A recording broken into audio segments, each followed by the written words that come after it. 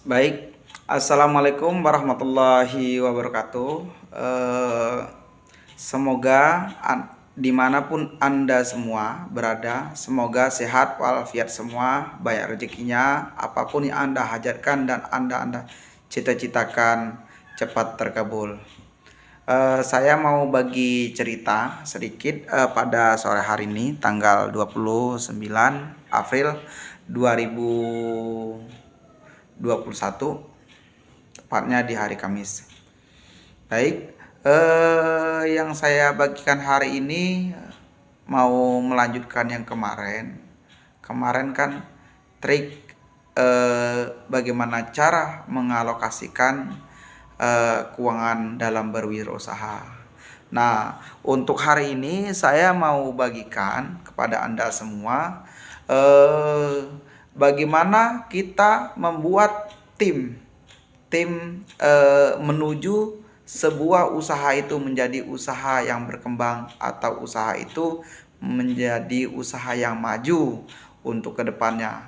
Yang jelasnya kita harus mempunyai suatu tim yang untuk kedepannya supaya usaha kita itu manajemennya bagus, keuangannya juga bagus, ya enggak. Jadi kita harus mempunyai tim yang kuat, yang kompak. Nah, bagaimana kita mampu kita membuat tim yang kompak? Yang jelasnya kita harus mengatur manajemen SDM yang bagus seperti itu. Ya, contohnya si A yang memegang keuangan, si B yang memegang contohnya penyusunan barang, si C yang yang harusnya yang ditempatkan menjadi kurir, mengantar atau mengambil barang, mengantar pesanan orang seperti itu. Tadi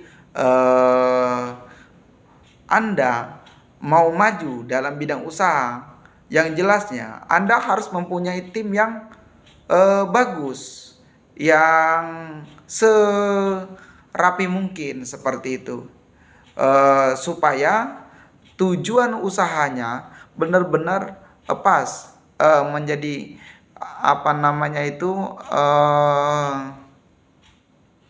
menjadi apa yang diinginkan, apa yang ditargetkan sebuah usaha itu supaya tercapai seperti itu. Kalau Anda tidak mempunyai tim yang kuat, yang bagus, yang rapi, itu usaha Anda akan berantakan. Jadi buatlah tim itu yang benar-benar maksimal, serapi mungkin, supaya usaha Anda akan terus berkembang seperti itu.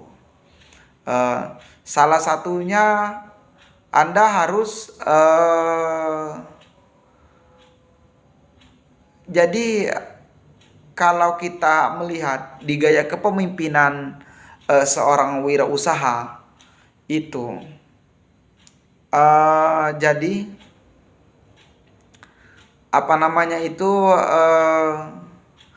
bagaimana kita menggerakkan sebuah kelompok, maksudnya di dalam kelompok itu tim kita itu, supaya mereka itu benar-benar paham dan satu tujuan yang sama seperti itu. Jadi kalau kita punya karyawan itu kan satu orang wataknya itu berbeda-beda. Ada yang pemikirannya yang begini, ada pemikiran yang begini, ada pemikiran begitu. Nah, bagaimana kita mengompakkan semua karyawan kita itu supaya menjadi satu tujuan yang sama seperti itu. Jadi buatlah tim.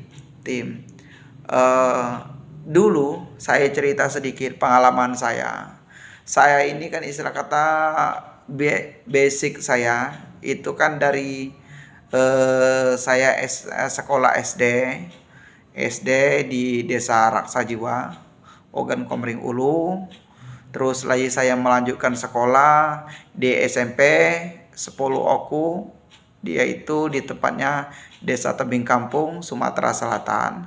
Nah, setelah saya lulus kelas 3 SMP, saya berangkat ke Bogor, yaitu pondok pesantren. Di pondok pesantren yang dipimpin oleh Al-Alim Alama Al-Arif Bila Sayyidina Syekh Al-Habib Sagaf bin Mahdi bin Syekh Abu Bakar bin Salim. Sekarang beliau sudah wafat tahun 2010 kemarin. Sekarang dilanjutkan sama anaknya beliau, yaitu Al-Habib Muhammad Waliullah, anaknya dari Umi Wahidah, seperti itu.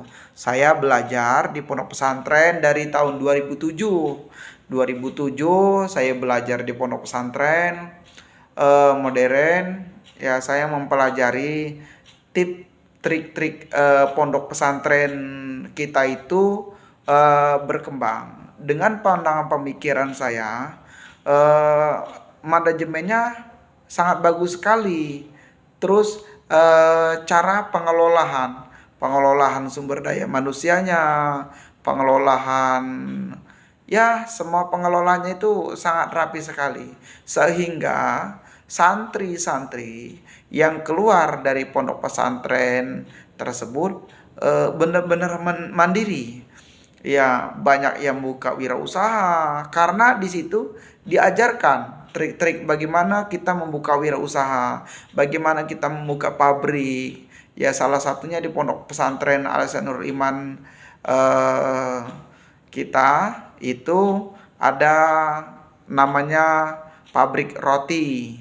Ada roti coklat, ada roti keju, ada namanya pabrik air Oentika, yaitu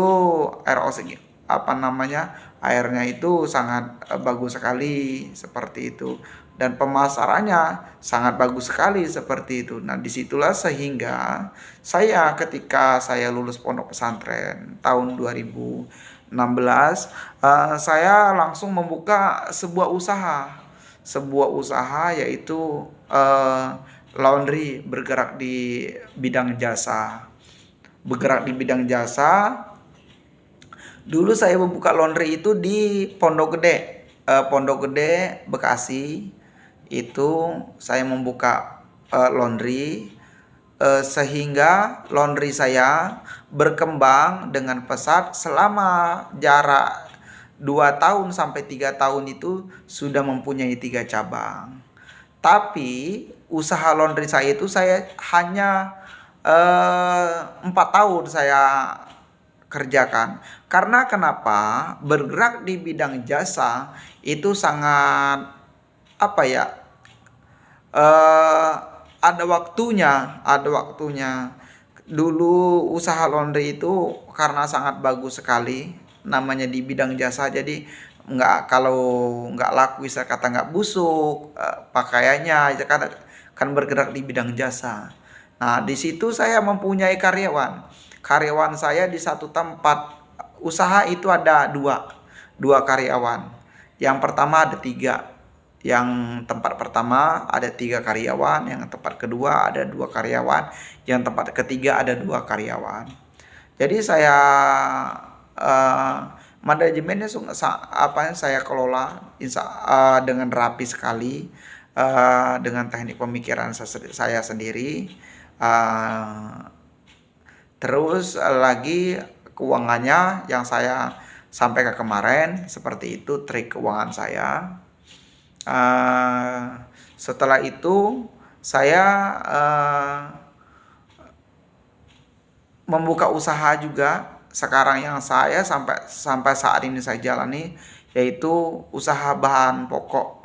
Bahan pokok itu kayak sayur mayur, semua sayur-sayuran, sembako, minyak, segala macam yang dibutuhkan setiap hari, ikan, ayam, itu seperti itu yang saya jual setiap harinya. Alhamdulillah, dengan pembukuan yang rapi, dengan tim yang bagus, usaha itu yang saya lihat berkembang dengan pesat seperti itu. Mungkin bagi Anda semua kaum muda, sekarang kita musim corona ya, jadi nggak tahu kapan berlarutnya, kapan selesainya kita musim corona ini. Jadi bagi kaum muda eh, yang lulus SMA, yang lulus yang kuliah, semuanya saya sarankan Anda semua jangan Anda diam di rumah saja. Sekarang sudah zamannya modern, jadi Anda bisa membuka usaha walaupun itu tidak ada barang bahasanya, bisa bergabung di Tokopedia atau di Shopee atau di Gojek atau dan sebagainya. Anda bisa COD juga atau apa kan seperti itu. Jadi janganlah Anda berdiam dengan kenyamanan yang di rumah. Tujuan kita ini masih panjang.